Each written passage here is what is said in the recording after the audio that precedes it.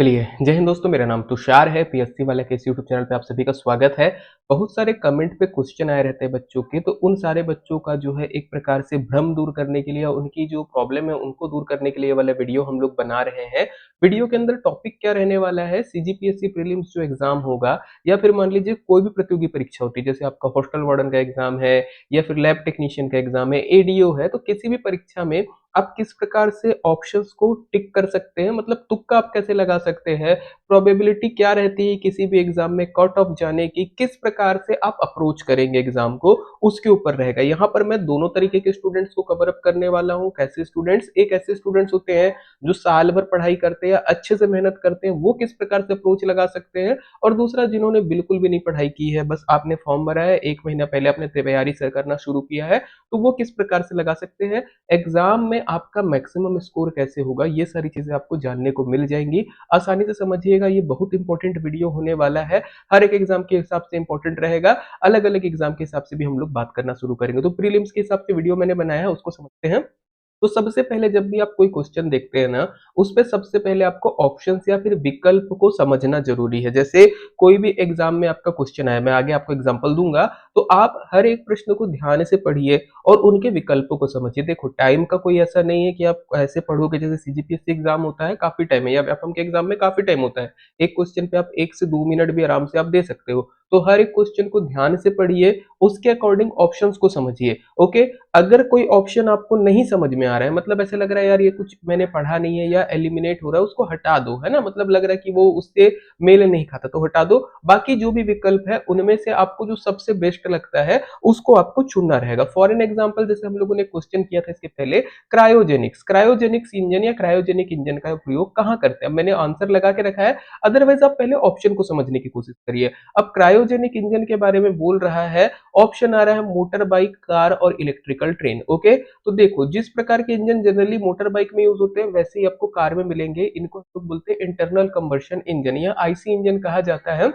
इसमें भी पेट्रोल और डीजल होते हैं। जनरली अगर इतना भी नहीं समझ में आ रहा है, जैसे आपने बहुत ज्यादा नहीं पढ़ा है, थोड़ा बहुत लॉजिक लगाओ। कभी आप कार खरीदने गए होगे, कभी बाइक खरीदने गए होगे, कभी आप बाइक या कार में आपने क्रायोजेनिक का नाम सुना ही नहीं होगा, है ना। जैसे आप एटीएफटी सुनते होगे, है ना, या अलग अलग टाइप के इंजन सुनते होगे, डीटीएसआई सुनते होगे, बट क्रायोजेनिक नाम नहीं सुना होगा। तो इनकेस अगर आप क्रायोजेनिक नाम आप नहीं सुन रहे हो इनमें, तो मोस्ट प्रोबेबली ये आपको एलिमिनेट करने हैं। इसके बाद बचता है इलेक्ट्रिकल ट्रेन और रॉकेट। अब नॉर्मली आपको थोड़ा सा अप्रोच लेना है कि इलेक्ट्रिकल ट्रेन के बारे में क्या कोई रिसेंट में विकास हुआ है क्या। फॉर एन एग्जाम्पल, जो भी करंट अफेयर भी क्योंकि रिलेट करता है, तो क्या करंट अफेयर में आपने कोई इलेक्ट्रिकल इंजन का नाम सुना या इलेक्ट्रिकल ट्रेन का नाम, आपको वंदे भारत मिलेगी। वंदे भारत में भी क्या T18 करके आपको नाम देखने को मिल जाएगा, बाकी चीजें मिलेगा, बट एक्चुअल में नहीं आएगा। तो क्या बचता है, रॉकेट प्रणाली, साइंस से रिलेटेड करता है। आपका इसरो वगैरह में आप लोगों ने सुना होगा क्रायोजेनिक इंजन, जो कम तापमान पे काम करता है, उस प्रकार के आपको नाम सुनने को मिलेंगे। ओके, रॉकेट आपका करेक्ट आंसर हो जाएगा। तो हम लोगों ने क्या किया है, ऑप्शन को एलिमिनेट किया है जो आपको बिल्कुल नहीं लग रहे हैं।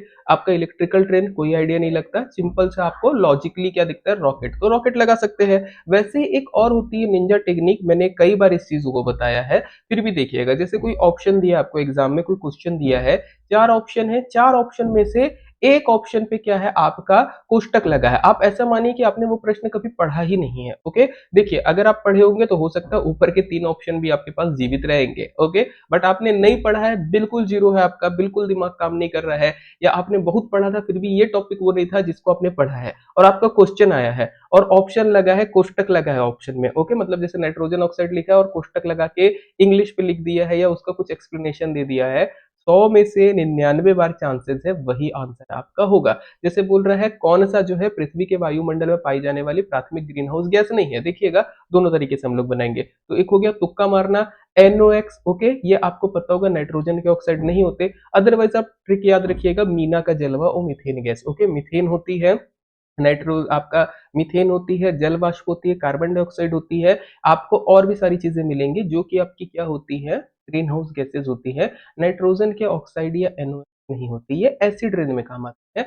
पर्यावरण का टॉपिक है, अगर आपने पर्यावरण पढ़ा होगा तो बहुत बढ़िया से वहां पे हम लोग समझते हैं नाइट्रोजन के ऑक्साइड जो है एसिड रेन के लिए आते हैं, इसमें नहीं आते। ओके, तो 2 ट्रिक हो गई है जिसको हम लोगों को समझना है। ये पहला तरीका है जब आप ऑप्शंस को ट्रिक करते हैं। एग्जामिनेशन ऐसा नहीं है कि सिर्फ आपके तुक्का लगाने से निकलेगा। ओके, बहुत सारी चीजें मैटर करती है, कितने क्वेश्चन आप अप्रोच कर रहे हो, कट ऑफ कितना जा रहा है, एक एक पॉइंट को ध्यान से समझने की कोशिश करते हैं। जो दूसरा चीज पेपर को आपको देते समय ध्यान रखना है, वो आपको देखना है टाइम मैनेजमेंट। ये सबसे इंपॉर्टेंट होता है, इसको आप पहला पॉइंट भी डाल सकते हो। ओके, कभी भी आप कोई भी एग्जाम दोगे, प्रॉपर देखो कितने घंटे का पेपर है। जैसे जनरली सीजीपीएससी होता है 2-2 घंटे के पेपर, व्यापम में कुछ पेपर होते हैं आपके 3 घंटे के, कुछ होते हैं 2 घंटे के, कुछ एग्जाम आपके 4 घंटे के भी होते हैं। बट कुछ कुछ एग्जाम, जैसे हम लोग बात करते हैं कंप्यूटराइज्ड जो एग्जाम होते हैं, जनरली 1 घंटे ही होते हैं, जैसे बैंकिंग वगैरह है। तो आपको हमेशा अपना टाइम मैनेज करके चलना है। जैसे मान के चलिए अभी सीजीपीएससी की बात करते हैं, 2 घंटा है, 100 क्वेश्चन है।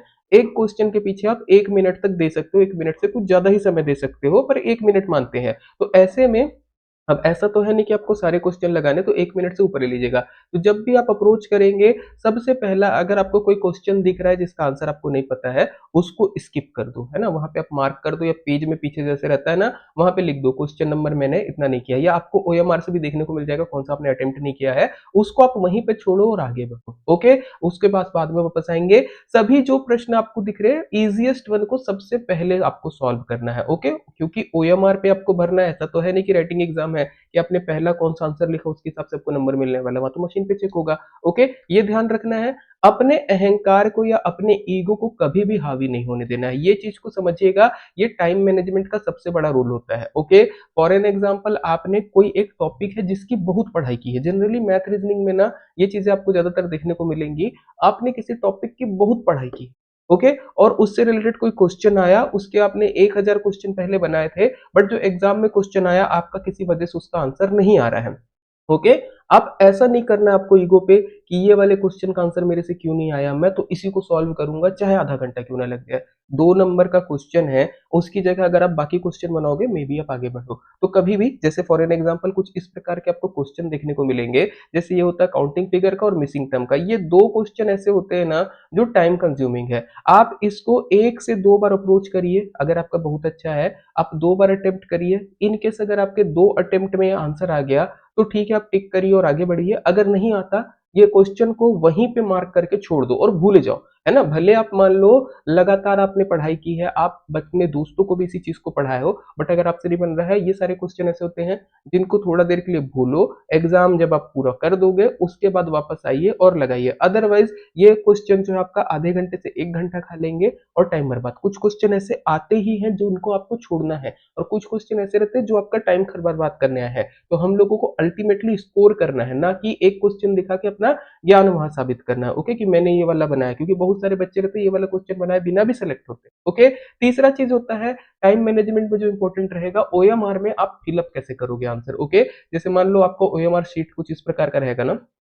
ओके, आपको ऐसा नहीं करना, आपने क्वेश्चन नंबर 1 का आंसर लगाया, बबल भरा, फिर क्वेश्चन नंबर 2 का आंसर लगाया, बबल भरा, फिर 3 का आंसर लगाया, बबल भरा। ऐसे गलती नहीं करना है कि हर क्वेश्चन का आप आंसर लगा रहे हो फिर बबल भर लो, क्योंकि क्वेश्चन पेपर से आपको आंसर सीट पे, फिर क्वेश्चन पेपर से आंसर सीट पे, ये बार बार स्विच करना पड़ेगा। बेकार काम और स्ट्रेटेजी होती है, इस पे टाइम ज्यादा लगता है। दूसरा, ये भी गलती नहीं करेंगे कि पहले सोचेंगे 1 से 100 क्वेश्चन जो है आप पूरा अटेम्प्ट कर लेते हैं, कितने बन रहे हैं, और उसके बाद आप बबल भरेंगे। उसमें भी टाइम वेस्ट होता है। कई बार बच्चे जो है घड़ी वगैरह नहीं पहने रहते हैं, 1 घंटा 50 मिनट, 1 घंटा 55 मिनट तक क्वेश्चन सॉल्व करते थे, बबल भरना भूल जाते हैं। फिर आखिरी में हड़बड़ी में बबल भरते हैं, क्वेश्चन नंबर 1 2 3 लगाए, उसके बाद उनको 4 छोड़ना था, 5 का आंसर लगाना था, बट वो अलग सीक्वेंस में लगाते। तो होता क्या है, अगर आप एक साथ अटेम्प्ट करेंगे, पूरे क्वेश्चन को भरना शुरू करेंगे, फीडबैक देना, तो उसमें आपका जो है मिस होने का चांस ज्यादा रहेगा। थोड़ा बहुत भी अगर सीक्वेंस बिगड़ा, पूरे आंसर गड़बड़ हो जाएंगे। ओके, एक एक करके लगाएंगे, ज्यादा टाइम जाएगा। तो बेटर स्ट्रेटेजी क्या है, 5 से 10 क्वेश्चन आप पहले सॉल्व करिए। जैसे मान लो क्वेश्चन नंबर 1 से 5 आपने सॉल्व किया, या क्वेश्चन नंबर 1 से 10 सॉल्व किया, उसका आप बबल भर दो। फिर आप जाओ 11 से 20 पे, फिर आप बबल भरो। तो 5 से 10 का पैकेट आप अपने हिसाब से बनाइए और उसके हिसाब से प्रैक्टिस करिए। ओएमआर आप चाहो तो प्रिंट करवा लो कुछ 1 2, और उस पर आप प्रैक्टिस करना शुरू करो, कोई भी क्वेश्चन सीट पकड़ के कितने आपके सही हो रहे हैं। तो ये हो गया हमारा टाइम मैनेजमेंट। इसके अलावा बात करेंगे तो अनुमान कैसे लगाना है। जैसे मैंने ऑप्शन लगाने का एक निंजा टेक्निक आपको दिया है ना, कुछ क्वेश्चन जो है आपके कूट वाले आते हैं, स्टेटमेंट वाले, तो उनको आपको ध्यान रखना है। मान के चलो अगर आपको कोई भी लॉजिक नहीं है तो सभी ऑप्शंस को आपको एक बराबर समझना है। मान के चलो कोई क्वेश्चन आया है और आपको तुक्का ही मारना है, कुछ नहीं आता, तो चारों ऑप्शन को आप एक बराबर मानोगे। ऐसा नहीं कि मेरा दिल कर रहा है यही होगा लगा दिए, या फिर जय माता दी ये होगा, ऐसा नहीं करना है। ओके, अगर आपको लगता है कि कोई विकल्प गलत है तो उसको आपको इग्नोर करना है। ओके, अगर दो विकल्पों के बीच में आप उलझन में हो तो उनमें से किसी एक को चुनने के लिए अपने अंतर्ज्ञान या इंट्यूशन का प्रयोग करो। यही आता है हमारा सबकॉन्शियस माइंड। कभी कभी क्या होता है ना, जैसे हम लोगों ने कोई चीज बहुत पहले पढ़ी रहती है। ओके, हो सकता है आप प्रिपरेशन कर रहे हो 1 साल 1.5 साल से, या 2 साल से प्रिपरेशन कर रहे हो, आपने 2 साल पहले कोई टॉपिक पढ़ा हो और अचानक में आपको वो क्वेश्चन दिखा, आपका रिवीजन नहीं हुआ है, बट क्वेश्चन में आपको ऑप्शन में दिख रहा है और आपको लग रहा है कि वो है, तो आप जा सकते हो एक रिस्क लेके, क्योंकि आपके सबकॉन्शियस माइंड में वो कहीं फीडबैक में मतलब फीड हुआ है। सेम चीज होती है जैसे आप करंट अफेयर पढ़ते हैं, या जैसे आप कोई बच्चे बिल्कुल नहीं पढ़ते, केवल ऊपर ऊपर देखे, या आप दोस्त लोगों से बात कर रहे हो, ग्रुप डिस्कशन हो, कभी आपने कोई चीज सुनी हो। जैसे एक एग्जांपल के लिए देता हूं मैं क्वेश्चन, अगर बोला जाए कि राहुल गांधी को भी संसद से क्या है, उनकी सदस्यता रद्द की गई थी। ओके, तो कौन सा आर्टिकल था, तो फट से आना चाहिए यार 102। ओके, अब ऑप्शन में आपको 102 का एक दिख रहा है, पता नहीं कहां से आया। ओके, आपने शायद कभी उसके पहले आर्टिकल पढ़े भी ना हो, फिर भी आपको लग रहा है 102 है, आप जा सकते हो कि कहीं ना कहीं हो सकता है आपने डिस्कशन किया हो। ये सबकॉन्शियस माइंड वाला क्या है, ये ध्यान रखिएगा। ये केवल उन बच्चों के लिए जो लगातार पढ़ाई करे हैं, या फिर जिन्होंने थोड़ा बहुत देखा है। ऐसा नहीं कि आपने कभी बुक ही नहीं खोली है और आपसे पूछ रहा है कि बताइए ऑस्कर अवार्ड किसको मिला, और आपके दिमाग में आई आलिया भट्ट और आपने लगा दिया, तो गलत हो जाएगा। ये ऐसे बच्चों के लिए रहता है इंट्यूशन का या सबकॉन्शियस माइंड का, जो लगातार पढ़ते रहते हैं, कभी ना कभी आपने पढ़ा होगा, उसके अकॉर्डिंग आएगा। अब देखिएगा, जो इस प्रकार से आपको ऑप्शन एलिमिनेट करना है, इसको भी सीख लेते हैं। जैसे देखिएगा, कूट वाले प्रश्न है। अब कभी भी कूट वाले प्रश्न आएंगे, जैसे एक क्वेश्चन हमारे पास, दही कांदो के बारे में सही कथन का चयन करना है, मैंने ये वाला भी कराया था। अवसर दिया है, रूप दिया है, मटकी फोड़ना दिया है। अब इसमें आप क्या करेंगे, जब भी ऐसा कोई क्वेश्चन आता है ना, देखो कि पूछ रहा है सही कथन का चयन करिए, तो आप देखो कौन कौन से कथन गलत है। गलत कथन को आप काटते जाओ और ऑप्शन को एलिमिनेट करते जाओ। जैसे इस पे मटकी फोड़ने का काम कृष्ण नहीं करते हैं, इसमें मटकी फोड़ने का काम कौन करते हैं, मनसखा करते हैं। तो आपको मनसखा को ही पकड़ना पड़ेगा कि थर्ड स्टेटमेंट आपका गलत है। तो मटकी फोड़ने का काम में आप देखो थर्ड स्टेटमेंट किसमें है, ऑप्शन सी और डी एलिमिनेट हो जाएगा। अब आता है अवसर कब होता है, कृष्ण जन्माष्टमी पे होता है। रूप क्या है, कर्मा और रास का मिला जुला रूप है। बिल्कुल आपका ऑप्शन क्या हो जाएगा, बी करेक्ट हो जाएगा। ओके, तो इस प्रकार से भी जो है आप लगा सकते हैं। ओके, एलिमिनेट करना, जैसे मैंने दो और मतलब आपके कूट तीन को एलिमिनेट किया, आपको सही आंसर मिल जाएगा। सिमिलर है, जैसे मराठा काल में क्वेश्चन आया, छत्तीसगढ़ में प्रशासन की भाषा क्या थी। अब यहाँ पे जब हम लोग पढ़ते हैं या पढ़ाते हैं तो बताते हो कि मराठा लोगों ने क्या किया था, हिंदी की जगह मराठी को आगे बढ़ाया था। तो आपको हिंदी का कूट काटना है। अब हिंदी का कूट काटोगे तो देखो ऑप्शन ए आपका एलिमिनेट हो जाएगा, ऑप्शन डी एलिमिनेट हो जाएगा। बचा क्या, अब मराठा काल में कौन कौन सी भाषा आ सकती है, ऑप्शन बी और सी। अब देखो मराठा काल है, मराठी भाषा तो रहेगी रहेगी, इसके अलावा मुसलमान लोग आए थे, उर्दू रहेगी। तो 2 और 4 को पकड़ो, देखो 2 और 4 ऑप्शन सी में है, तो ऑटोमेटिक मोडी भी आपका आ जाएगा, गोंडी। ओके, तो मराठी, गोंडी और आपकी उर्दू, ये 3 भाषा थी। तो कभी कभी क्या होता है, सही कथन में कुछ कथन आपको पता भी नहीं ना, तो भी ऑप्शन के हिसाब से एलिमिनेशन मेथड से आप बना सकते हो। तो कभी भी सही पूछा है ना कि सही कथन का चयन करिए, आप देखिए कौन से गलत दिख रहे हैं आपको। सेम अगर गलत कथन का चयन कीजिए बोला है तो आप सही को खोजो, इसमें क्या होगा, आपको थोड़ा आसानी मिलेगी। कई बार आपको कूट वाले क्वेश्चन पूरे भी नहीं पढ़ने पड़ते। सिमिलर है, एक आपका क्वेश्चन है, सही कथन का चयन करिए, पिक द करेक्ट स्टेटमेंट है। आपको आर्टिकल 342 के बारे में पूछा है, क्या दिया है। ओके, 2-3 चीज लिखा है कि सूचीबद्ध किया गया था, मैं आपको थोड़ा जूम इन कर देता हूं, ओके, जिससे और अच्छे से रहे। तो सूचीबद्ध किया गया था जनजातियों को, जनजाति को परिभाषित किया गया है, और जनजाति में डालने के लिए निर्धारित मानदंड है। एकदम नॉर्मल याद रखिएगा, अनुसूचित जनजाति की परिभाषा कहीं नहीं दी गई है संविधान में। हम लोग बार बार इसको डिस्कस करते हैं, जब चाहे जनजाति पढ़ाए चाहे संविधान पढ़ाए। तो सेकंड स्टेटमेंट आपका ऑप्शन अपने आप गलत हो रहा है, सेकंड स्टेटमेंट को आप काट दो, देखो 3 ऑप्शन आपके कट गए हैं, सीधा ऑप्शन ही करेक्ट आंसर हो जाएगा। तो ये होता है आपका एलिमिनेशन मेथड, जिसके थ्रू भी आप काम कर सकते हो, और ये अप्रोच लगाने का या तुक्का लगाने का एक और तरीका बनता है। चलिए, इसके बाद आता है एक क्वेश्चन बच्चे लोगों का कि सर कितने प्रश्न आप हल करोगे या कितने प्रश्न आप सही करोगे कि आपका सिलेक्शन हो जाएगा। ओके, मैं यहाँ पर पेपर 1 की बात कर रहा हूँ, क्योंकि पेपर 2 आपका क्वालिफाइंग है। ओके, सीजीपीएससी पेपर 1 जो जीएस का होता है, जिसमें छत्तीसगढ़ के साथ साथ जनरल स्टडीज के क्वेश्चन रहते हैं 200 नंबर का, इसमें आप कितना पेपर जो है आप बना सकते हो, कितने क्वेश्चन बनाओ कि आपका सिलेक्शन फिक्स है। जनरल कैटेगरी के हिसाब से बात कर लेते हैं, बाकी कैटेगरी वाइज आप समझ सकते हो। तो कभी भी कोई भी ये टीचर नहीं बता सकता कि पेपर आपका कितना आपको अटेम्प्ट करना है। ये चीज मेरी ध्यान से समझिएगा, अदरवाइज सेकंड थर्ड जो मैं पॉइंट लिखा वो नहीं समझ में आएगा। जैसे मान के चलो आपका पेपर आज हो रहा है, ओके, अगर पेपर बहुत इजी है कट ऑफ उछलेगा। ओके, 75 से 95% फिर आपको बनाना पड़ेगा अगर पेपर एकदम इजी आ गया है। अगर पेपर कठिन आया है थोड़ा सा, 65 से 75% आप अटेम्प्ट कर सकते हैं, बट ये पेपर बाय पेपर वेरी करेगा। ओके, जैसे मान लीजिए कोई पेपर एकदम ही इजी आया और आप सोच रहे हो 65% आप बना दोगे आपका सही हो जाएगा, गड़बड़ है। ओके, आपका अगर लग रहा है कि पेपर इजी आया है, ओके, चेहरे में आजू बाजू के हाव भाव आप देखोगे ना इधर उधर, आइडिया लग जाएगा पेपर इजी की कठिन है। ओके, अगर पेपर आपको लग रहा है इजी है, आप टारगेट करो 75% से 95% क्वेश्चन अटेम्प्ट करो। इसका मतलब कतई ये नहीं है कि आपका 75% आपका सही हो रहा है, आप 95 खींचने के लिए तुक्का मार रहे हो। ओके, इस चीज को मैं आगे वाले पॉइंट पे समझाऊंगा किस प्रकार से काम करना है। बट 75 से 95% आप रखिए, आपका पेपर अगर सरल होता है, पेपर अगर कठिन होता है तो 65 से 95 पर 75% तक आप अटेम्प्ट कर सकते हो।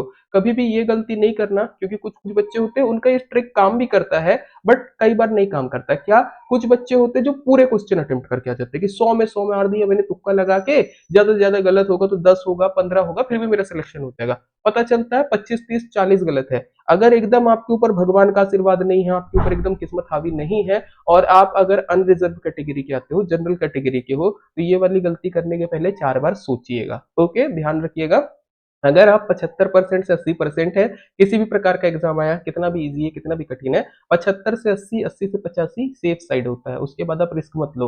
ओके, थोड़ा सा पेपर डिफिकल्ट है, 65 टू 75 अप टू 80 आप जा सकते हो, ठीक लगेगा। अब कितने अटेम्प्ट कर सकते हैं ये बात हो गई है, बट माइनस मार्किंग का भी ध्यान रखना है। ये वाला जो है इसको आप पहले भी डाल सकते हो, क्योंकि अटेम्प्ट आपका डिपेंड करेगा आपका अप्रोच कैसा है। मान के चलो आपको एग्जाम में बहुत अच्छा पढ़े हो, ओके, आपने 70 से 75 क्वेश्चन आपने बना दिए सही, 70 से 75 में बोल रहा हूँ, 75 से 80 भी कर सकते हो। ओके, कि अभी जैसे सीजीपीएससी में होता है, 3 गलत उत्तर होने पर आपका एक जो सही प्रश्न है माइनस मार्किंग होगा, मतलब एक गलत होने पे आपका 0.67 नंबर कटता है। ये समझो, बच्चे पहली गलती क्या करते हैं, उनको लगता है 3 उत्तर गलत होगा तो 1 नंबर कटेगा, ऐसा नहीं, 3 उत्तर गलत होने पे 2 नंबर आपके कटते हैं, क्योंकि एक सही उत्तर का कटता है। ओके, तो 3 उत्तर गलत होंगे तो 2 नंबर कटेंगे, ध्यान रखना है। अगर मान के चलो आप बहुत अच्छे बच्चे हो, ओके, कैटेगरी में आप कोई भी हो, अगर आपने 70 से 75 या 70 से 80, ओके, आपके क्वेश्चन सही हो रहे हैं, मतलब आपने बहुत बढ़िया पेपर बनाया है, 30 क्वेश्चन के लिए आप रिस्क मत लो। ओके, अगर रिस्क लेना भी है तो 3 से 4 क्वेश्चन का ही कैलकुलेटेड रिस्क लो, उसके ऊपर आप रिस्क मत लो।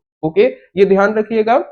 पेपर अगर इजी आया है, फिर भी आपको 50 क्वेश्चन ही बन रहे हैं, 50 क्वेश्चन है उससे कम बने हैं, ऐसी सिलेक्शन नहीं होनी।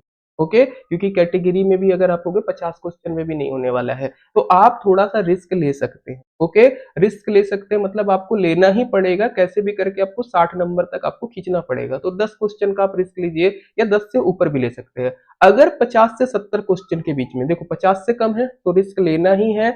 अगर आप 70 से 80 या 75 से 80 के बीच में है, मेरा ये सजेशन रहेगा आप रिस्क मत लो, क्योंकि अगर आपका क्वेश्चन गलत होगा उल्टा माइनस मार्किंग होगा। 75 क्वेश्चन आपने सही बनाया, 150 नंबर। अब किस्मत अगर बहुत ही बेकार रहेगी तब उसके ऊपर कट ऑफ जाएगा, नहीं तो 110, 115 ये कट ऑफ रहता है, 50 से कम पे नहीं होने वाला। अगर आप कहीं पे 50 से 70 पे अटक रहे हो, ओके, ज्यादातर बच्चे ही अटकेंगे, यहाँ पर रिस्क लेना आपके ऊपर डिपेंड करेगा। मतलब क्या है समझिएगा, जैसे कैलकुलेटेड रिस्क है, जैसे 50 से 70 क्वेश्चन हुए, अब यहाँ पे ध्यान से समझिएगा। ओके, आपको 4 ऑप्शन है, 4 ऑप्शन में से आपको पता है कि 2 ऑप्शन नहीं हो रहे, ऑप्शन ए और ऑप्शन बी मान लीजिए आपको पता है कि ये दोनों आंसर नहीं होगा, सी या डी होने वाला है। ओके, तब आप देखिए कितने क्वेश्चन पे आप रिस्क लेंगे। जैसे 50 से 70 है ना, कोशिश करिए, अगर आपने मान के चलिए 50 क्वेश्चन ही आपने अटेम्प्ट किया, 55 अटेम्प्ट किए हैं, ओके, उसको आप 5 से 6 क्वेश्चन अटेम्प्ट करिए जब आपको लग रहा है रिस्क है। कभी भी अटेम्प्ट कब करेंगे सही उत्तर के लिए, जब आपको ऐसा है कि 2 ऑप्शन में दिक्कत है। अगर 3 ऑप्शन में दिक्कत आ रही है, केवल आपको पता है कि एक आंसर ऑप्शन ए गलत है, बाकी बी सी डी में डाउट है ना, तो कोशिश करना, थोड़ा सा सोचना समझना, ऐसे है क्या कि बिना उस क्वेश्चन को अटेम्प्ट किए आपका निकल रहा है तो मत करना। अगर आपको ऐसा लग रहा है कि उस क्वेश्चन को अटेम्प्ट किए बिना नहीं निकलेगा तभी करना। कितने क्वेश्चन आपको तुक्के लगाने हैं, तुक्का मतलब जैसे आप मान के चलिए 50 क्वेश्चन से 70 क्वेश्चन पे आपने टिक कर दिया है, बट अब आपको है कि थोड़ा सा पहुंचना है, कि इस 50 से 70 के बीच में भी आपकी कुछ गलत हो सकती है, कितने करोगे। एक रूल आप समझ के चलेंगे, दिमाग पे लगा के चलेंगे, अगर आपका 10 से 15 क्वेश्चन गलत हुआ, आपका सिलेक्शन नहीं होगा। ओके, तो कभी भी आप रिस्क ऐसे लीजिए कि 10 से 15 से ज्यादा आपका माइनस ना हो। ओके, अदरवाइज चांसेस बहुत कम हो जाते सिलेक्शन होने की। कभी भी ऐसे जय माता दी लेके तुक्का नहीं लगाना है या कुछ नहीं लगाना है, जो मैंने आगे में बताया ना पहले, थोड़ा देर पहले, कि किस किस हिसाब से आप सोच सकते हो, कौन सा ऑप्शन आपको एकदम गलत दिख रहा है, उसको आपको ध्यान रखना है। बाकी सबसे इंपॉर्टेंट चीज होती है ओएमआर। ओएमआर पे आप तुक्का नहीं मारेंगे, ना ही रंगोली भरेंगे। देखिए 2 तरीके का ओएमआर मैंने आपको दिया है, दोनों तरीके के ओएमआर आप समझ लीजिएगा। थोड़ा जूम इन करते देखो, इस बच्चे ने क्या गलती की है ओएमआर में, इसने पूरा ठीक से फिलअप ही नहीं किया। देखो इसका जो है बबल जो है वो पूरे भरे नहीं है, यहाँ पे आप अगर देखोगे ना, कहीं पे आधा बबल भरा है, कहीं पे थोड़ा सा छूटा है। कभी भी आप बबल भरोगे, बबल को आपको पूरा भरना है। मतलब इस सर्कल को आप पूरा कंप्लीटली डार्क कर दोगे, इतना तेज नहीं गड़ा देना कि पेन आर पार हो जाए। बॉल पॉइंट पेन आपको यूज करना है, मतलब जो जनरली आपको मिलता है वही वाला पेन रहेगा, निप पेन वगैरह आप ये जेल पेन यूज नहीं करेंगे। ओके, ब्लैक कलर का इंक वाला पेन ले लीजिए, कोशिश करिए 0.6 mm वाला ले लीजिए। ओके, 0.5 का जनरली आता है पेन का टिप, उसमें आप देखिए 0.6 mm वाला है क्या, अगर स्टेशनरी में अवेलेबल है वो कर लीजिएगा, बबल भरने में थोड़ा आसानी होती है। दूसरा चीज, इस बच्चे ने बबल पूरे प्रॉपर भरे हैं देखिए, है ना, बट बच्चे क्या होते हैं, कई लोग तुक्का लगाते हैं। अब ये बच्चे ने तुक्का कैसे लगाया देखिएगा। ओके, हो सकता है आंसर सही हो बट कई बार गड़बड़ होता है। इसने क्या किया, लगाया डी सी बी ए, फिर लगाया A B C D. Okay, फिर ऐसे ही जा रहा है ये D C B A, D C B A B C D, और एक प्रकार से ना रंगोली बनाने की कोशिश कर। आप देखो ऐसे लग रहा है ये नागिन जा रही है ना। इस प्रकार का जनरली नहीं अप्रोच है। अगर आप तुक्के मार रहे हो कि मतलब मान के चलो ये बच्चे का देखो लगा कि इसको 3 का ऑप्शन में बी है, चौथा भी बी होगा, है ना, फिर 3 ऑप्शन में डी है, हो सकता है फिर से डी होगा। ये गलती नहीं करेंगे कि आप ऐसे कर रहे हो A B C D A B C D A B C D, या A B C D D B C A D B C A, या ऐसे फ्लो में जा रहे हो। यार शुरू के 4 क्वेश्चन का ऑप्शन बी आया है, पांचवे का भी बी आएगा, फिर छठवे का भी बी आएगा, ऐसे नहीं करना है। ओके, ये ध्यान रखिएगा, कभी भी ओएमआर सीट पे रंगोली मत भरिए। अगर हुआ तो ठीक है, अदरवाइज जनरली आयोग में जब भी कोई पेपर सेट करने बैठता है वो रंगोली के हिसाब से या ओएमआर के रिस्पॉन्स से काम नहीं कर रहा है। आ जाते हैं परीक्षा के पहले आपको और क्या काम करना है। तो परीक्षा पैटर्न के सिलेबस को आप अकॉर्डिंगली अच्छे से समझ लीजिए कि किस प्रकार का है, जैसे अलग अलग एग्जाम में कौन कौन सा वेटेज ज्यादा है। पिछले साल का जो भी क्वेश्चन पेपर हुआ है या क्विज है, जैसे हम लोग क्विज प्रैक्टिस करवाते हैं, यूट्यूब में हमारे लेक्चर आते हैं, बाकी सर लोगों के भी लेक्चर आते हैं, टेस्ट सीरीज आती है, जितना ज्यादा हो सकता है उतना आप जो है उसको प्रैक्टिस करिए। जैसे हम लोग डेली क्विज लेके आ रहे हैं, जनवरी महीना और फरवरी महीने वाला ही आप कर लोगे, सफिशियंट है सीजीपीएससी प्री के लिए। 10-10 रुपए में अवेलेबल है, कोई भी प्राइसिंग भी ज्यादा नहीं है। आपके जो भी इंपॉर्टेंट सब्जेक्ट है उन पे आपको ध्यान देना है। जैसे कुछ बच्चों को होता है पॉलिटी अच्छा होता है, कुछ का हिंदी अच्छा होता है, कुछ का छत्तीसगढ़ी अच्छा होता है। ओके, आपको मेजर मेजर जो भी सीजीपीएससी प्री के सब्जेक्ट है, जैसे छत्तीसगढ़ है, ओके, इसके अलावा पॉलिटी है, इकोनॉमिक्स है, करंट अफेयर है, इंडियन हिस्ट्री है, इंडियन हिस्ट्री में भी मॉडर्न इंडियन हिस्ट्री है। ओके, इस प्रकार से आप जो है सब्जेक्ट इन पे जोड़ दीजिए। और भी सब्जेक्ट है, अभी मैंने सारे सब्जेक्ट का नाम नहीं लिया है। टाइम मैनेजमेंट का आपको जो है ट्राई करना है, जैसे आप क्विज बनाते हैं, 50 क्वेश्चन का क्विज हम लोग देते हैं। ओके, जनरली 1 घंटे में आपको बनाना है 50 क्वेश्चन का, आप उसको 1 घंटे से कम में बनाने की कोशिश करिए। ओके, जब भी मैथ वगैरह के क्वेश्चन बनाएंगे कोशिश करो हर क्वेश्चन का आंसर 2 से 3 मिनट में आ जाए। खुद के ऊपर कॉन्फिडेंस रखना है और दिमाग को शांत रखना है। जब भी आप पेपर देने जाओगे ना, सबसे बड़ा दिक्कत क्या होता है एग्जामिनेशन हॉल में, जब हम लोग आजू बाजू के लोगों को देखते हैं, या एग्जामिनेशन हॉल में जब आप इंटर करने वाले रहते हो, आप स्कूल पे बैठे हो अपने सेंटर पे बैठे हो, वहां पे देखोगे कई लोग पढ़ते रहते हैं पढ़ते रहते हैं पढ़ते रहते हैं, उनकी बात आप सुनोगे, है ना। वो बोल रहा है यार लेटराइट मिट्टी को भट्टा बोलते हैं, काली मिट्टी को रेगुर बोलते हैं, लाल पीली को पटासी बोलते हैं, और मे भी हो सकता है उसने कुछ गलत चीज बोल दिया हो, है ना, या वो अपने बाजू वाले को बता रहा हो यार मैंने फिर भी लग रहा है, और आप सोच रहे हो यार मैंने तो कुछ भी नहीं पढ़ा है तब भी नहीं होगा। ऐसा नहीं होता, कॉन्फिडेंस की बात होती है। कभी भी पेपर में आप कॉन्फिडेंस रखेंगे, दिमाग पर प्रेशराइज नहीं होने देंगे, किसी भी गिरी से गिरी कंडीशन पे आपको ये नहीं सोचना है कि यार मेरे से पेपर नहीं निकल। ओके, आपको हमेशा लेके जाना है, निकल जाएगा पेपर, देख ही लेंगे। ओके, आराम से, क्योंकि अगर आप जितना प्रेशर लोगे, मान के चलो अगर आप ये सोचते यार मैंने ये नहीं पढ़ा है, दिमाग पे प्रेशर दे रहे हो, पलट रहे हो, और क्या गारंटी है वही क्वेश्चन आएगा, है ना, उसके चक्कर में आप पिछला भूल रहे हो। तो कभी भी दिमाग को प्रेशर देगा, शांत रखिएगा। मेरा जैसे होता था, मैं स्कूल लाइफ में या कॉलेज लाइफ में क्या करता था, दिमाग में मैं गाने गुनगुनाते रहता था, बाकी बच्चे पढ़ते रहते थे, मैं गुनगुनाते रहता था, और सब मेरे को पागल बोलते थे कि क्या कर रहा है, फिर भी स्कोर इतना अच्छा खासा हो जाता था। ठीक है, अगर कोई प्रश्न आपको बहुत ज्यादा मुश्किल लग रहा है, पेपर आपको मुश्किल लग रहा है, बहुत कठिन पेपर आया है ना, इसमें आपको डरने की जरूरत नहीं है। अगर आपने ईमानदारी से साल भर 2 साल भर आपने मेहनत की है, उसके बाद भी अगर आपको कठिन लग रहा है, मतलब पेपर कठिन आया, सबके लिए कठिन।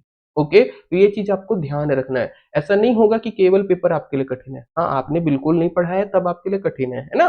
बट अगर आपने साल भर मेहनत की है, अच्छे से मेहनत की है, और आपको पेपर कठिन लग रहा है, मतलब सबके लिए कठिन आया है, फिर कैलकुलेटेड अप्रोच लेके जाना है, जो मैंने आपको बताया था ना, 50 नंबर 55 नंबर 60 नंबर वैसे वाला। डेटा जो भी होंगे उनको आप अच्छे से याद कर लीजिएगा। करंट अफेयर की बात कर रहे हैं हम लोग, इकोनॉमिक सर्वे की, और ये सारी चीजें, करंट अफेयर का वेटेज बढ़ते गया है, तो डेटा को आपको बहुत याद रखना है, इस पे आपको गलती नहीं करनी है। तो इतना समझ लीजिएगा आप लोग। इसके बाद उम्मीद है आप लोगों का पेपर अच्छा जाएगा। बताइएगा कमेंट करके कि ये वीडियो से आपकी कोई हेल्प हुई है या नहीं हुई है। बाकी चीजें अगर कॉन्फिडेंस में किसी प्रकार की कोई कमी, कमेंट करके बताइए। ऐसा कोई ट्रिक आप जो यूज करते हो जो मैंने नहीं बताई है, वो भी आप कमेंट करके बता सकते हैं। इतना रखते हैं, धन्यवाद।